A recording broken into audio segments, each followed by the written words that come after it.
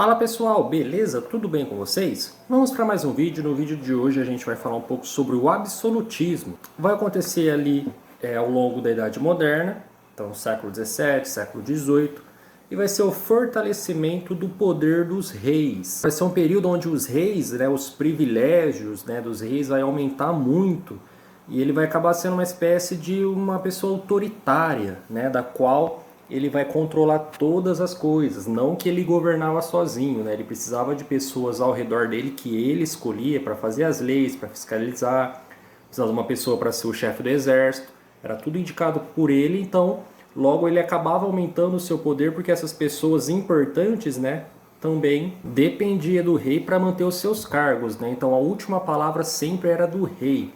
Então, quando a gente usa essa palavra absoluto, era como se esses reis fossem uma espécie de ditador, controlava todo esse país que estava em formação, ele era autoritário, ele não permitia que houvesse críticas contra ele, as leis que era para o povo não é para ele, então muitas vezes a gente tinha reis vivendo num luxo extremo, enquanto a maioria da população passava por dificuldades econômicas, dificuldades sociais. E esses reis, eles usavam até filósofos, pensadores, para dizer que eles estavam certos em ser um rei autoritário. Então a gente vai ter aí o Nicolau Maquiavel, vamos ter o Thomas Hobbes, o Jacques Boussuet, que também eram filósofos que defendiam que o poder deveria ser fortalecido e centralizado na figura do rei. Ao longo da Europa, a gente teve vários reis que se enquadram nesse absolutismo.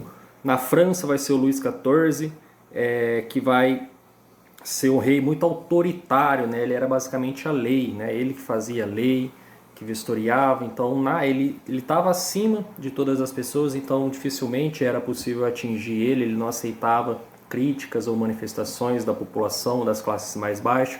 Ele mantinha uma nobreza e parte ali de algumas pessoas importantes ao seu lado para ganhar esse apoio, e ele vai adotar o sol, a luz como símbolo, ele vai chegar a dizer que ele é o rei sol, e também ele vai falar uma frase muito marcante que ele diz o seguinte: o Estado sou eu, querendo dizer o seguinte, que ele era a pessoa mais importante ali da França, estava acima de todos e todos deviam então a obediência a esse Estado, a esse rei. Na Inglaterra a gente também vai ter vários reis autoritários ao longo desse período.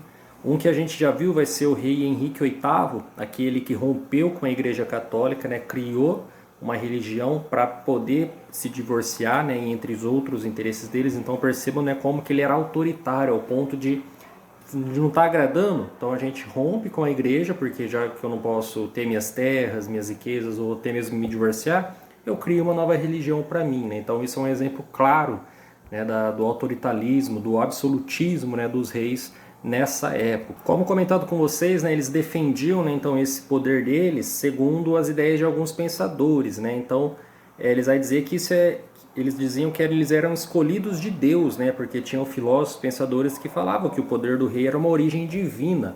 Então, eles se apoiavam nisso, nessa ideia de que eles eram escolhidos de Deus para poder governar, bem parecido se a gente voltar lá na Idade Antiga com o faraó, que era considerado um semideus.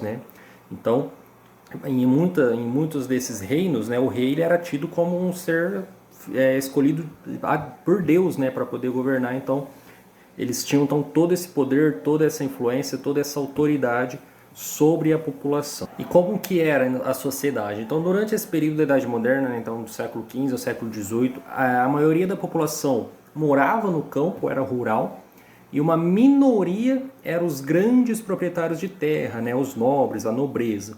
Então, os camponeses trabalhavam nessas terras, eles eram submetidos a um trabalho pesado. E na cidade também havia os grandes comerciantes, os artesãos, que ensinavam os ofícios às pessoas.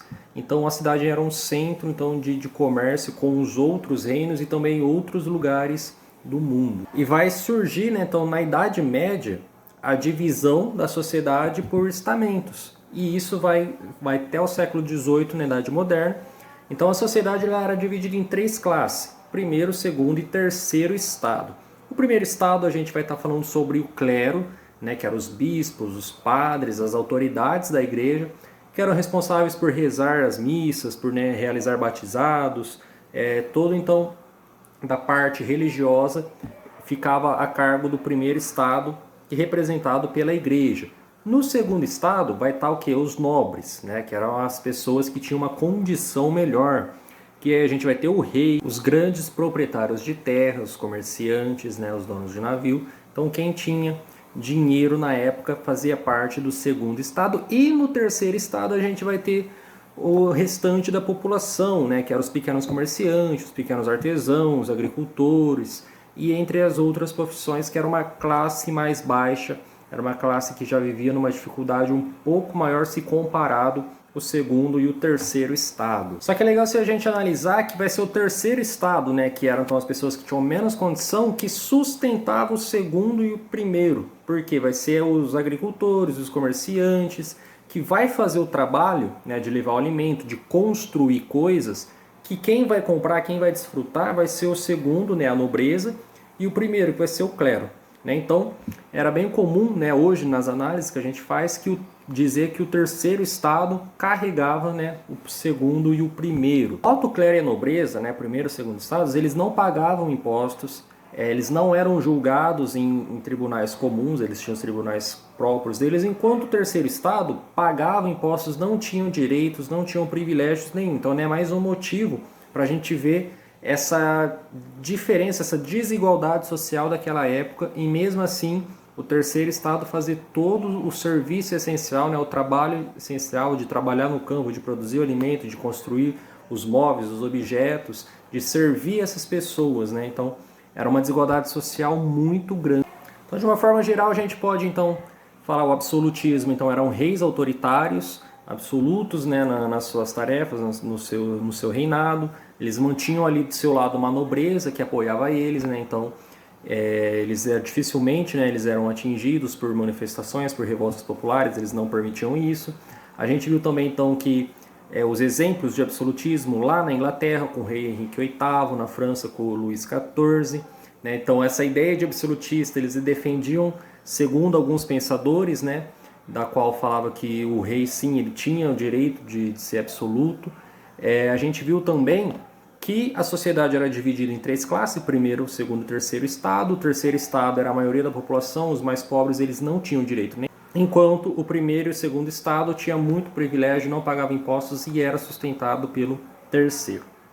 Então esse vai ser o nosso vídeo, rapidinho, resumido. Na nossa aula online a gente também vai falar mais sobre isso, trocar uma ideia melhor. Então qualquer dúvida que vocês tiverem, pode mandar mensagem no nosso grupo que a gente vai ajudar vocês. Até o próximo vídeo, tchau!